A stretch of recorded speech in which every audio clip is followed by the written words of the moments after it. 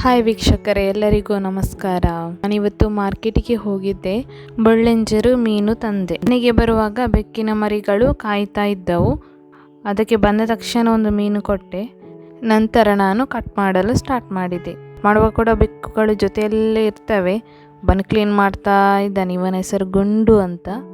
ಸಣ್ಣ ಬೆಕ್ಕು, ನಮ್ಮ ಮನೆಯದ್ದು, ಕ್ಯೂಟ್. ಮೀನಿಗೆ ಜಗಳ ಮಾಡ್ತಾ ಇವೆ, ನನಗೆ ಬೇಕು ಅಂತ. ನಮ್ಮ ಮನೆ ತುಂಬ ಬೆಕ್ಕು ಇವೆ. ನಾನು ಕಟ್ ಮಾಡ್ತಾ ಇದ್ದೇನೆ. ಕಟ್ ಮಾಡುವಾಗ ಬೆಕ್ಕು ಕೂಡ ಸೈಡಲ್ಲಿ ಕೂತ್ಕೊಂಡಿವೆ. ಎಲ್ಲ ಬೆಕ್ಕುಗಳು ಬಂದು ಕಟ್ ಮಾಡಿ ಕ್ಲೀನ್ ಮಾಡಿ ಎಲ್ಲ ಒಂದು ಪ್ಲೇಟಲ್ಲಿ ಹಾಕಿಟ್ಟಿದ್ದೇನೆ.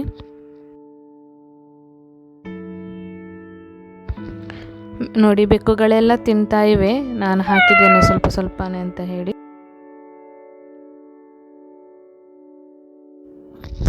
ನೋಡಿ, ಬೆಕ್ಕು ತಿಂತಾ ಇದೆ. ಅದಕ್ಕೆ ಹಾಕಿದ್ದೇನೆ ನಾನು ಬೆಕ್ಕಿಗೆ ಕೂಡ. ಎಲ್ಲ ಬೆಕ್ಕುಗಳು ತಿಂತವೆ. ನಂದು ಕಟ್ ಮಾಡಿ ಆಯಿತು. ಅದಕ್ಕೋಸ್ಕರ ಇವಾಗ ತುಂಬ ಹಾಕಿದೆ. ತಿಂತವೆ, ನನಗೆ ಬೇಕಂತ. ಕೊನೆಗೆ ಉಳಿದಿರುವ ಮೀನಿನ ಎಲ್ಲ ವೇಸ್ಟ್ಗಳನ್ನು ಹಾಕಿ ಬೆಕ್ಕಿಗೆ ಕೊಟ್ಟೆ. ಒಂದು ಪ್ಲಾಸ್ಟಿಕ್ ಕವರಲ್ಲಿ ಹಾಕಿದ್ದೇನೆ. ತಿಂತವೆ. ಇವಾಗ ನೋಡಿ, ತಿಂದು ಹೊಟ್ಟೆಲ್ಲ ತುಂಬಿ ಮಲಗಿದ್ದಾವೆ. ಕೆಲವು ಒಬ್ಬೊಬ್ಬರನ್ನು ಕ್ಲೀನ್ ಮಾಡ್ತಾ ಇವೆ, ಹೆಲ್ಪ್ ಮಾಡಿರುತ್ತಾರೆ ಒಬ್ಬೊಬ್ಬರಿಗೋಸ್ಕರ. ಬನ್ನಿ, ಇವಾಗ ಬೊಳಂಜೀರು ಮೀನಿನ ಪದಾರ್ಥ ಶುರು ಮಾಡುವ. ಮೊದಲಿಗೆ ಅರ್ಧ ತೆಂಗಿನಕಾಯಿ ತುರಿದಿಟ್ಟಿದ್ದೇನೆ, ಕೊತ್ತಂಬರಿ, ಜೀರಿಗೆ, ಹುಣಸೆ, ಸ್ವಲ್ಪ ಲಿಂಬೆಯ ಗಾತ್ರದಷ್ಟು. ನಂತರ ಇದು ಉದ್ದ ಮೆಣಸು ಒಂದು 6ರಿಂದ 7 ಹಾಕಿದ್ದೇನೆ. ಬೆಳ್ಳುಳ್ಳಿಯನ್ನು ಹಾಕ್ತಾ ಇದ್ದೇನೆ. ಈರುಳ್ಳಿಯನ್ನು ಹಾಕ್ತಾ ಇದ್ದೇನೆ.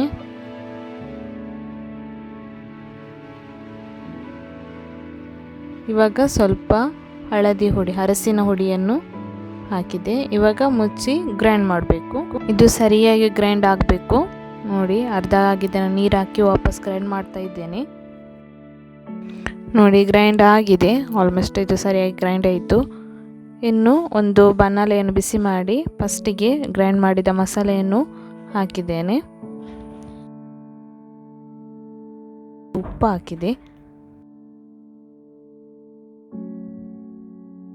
ಈಗ ಟೊಮೆಟೊ ಕೂಡ ಹಾಕಿದೆ. ಇವಾಗ ಸರಿಯಾದು ಕುದಿಸಬೇಕು ಮಸಾಲೆಯನ್ನು. ಹಸಿಮೆಣಸು 1-2 ಹಾಕಿದೆ, ಯಾಕೆಂತ ಹೇಳಿದರೆ ಸ್ವಲ್ಪ ಸ್ಪೈಸಿ ಆಗಲಿ ಅಂತ ಹೇಳಿ.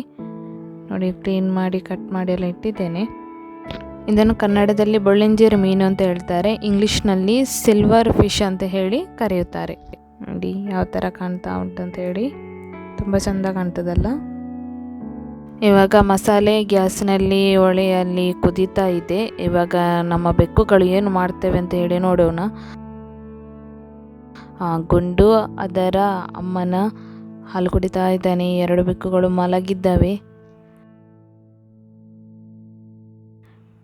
ಒಬ್ಬನು ಕ್ಲೀನ್ ಮಾಡ್ತಾ ಇದ್ದಾರೆ. ಚಂದ ಮಾಡಿ ಆರಾಮಾಡಿ. ಅವರಿಗೆ ಭಾರಿ ಖುಷಿಯಾಗಿದೆ ಇವತ್ತು. ಇವಾಗ ವಾಶ್ ಮಾಡಿದ ಮೀನನ್ನು ನಾವು ಮಸಾಲೆಗೆ ಹಾಕುವ. ಯಾಕೆಂದರೆ ಮಸಾಲೆ ಕುದಿ ಬಂದಿದೆ. ಹಾಕ್ತಾ ಇದ್ದೇನೆ. ನೋಡಿ,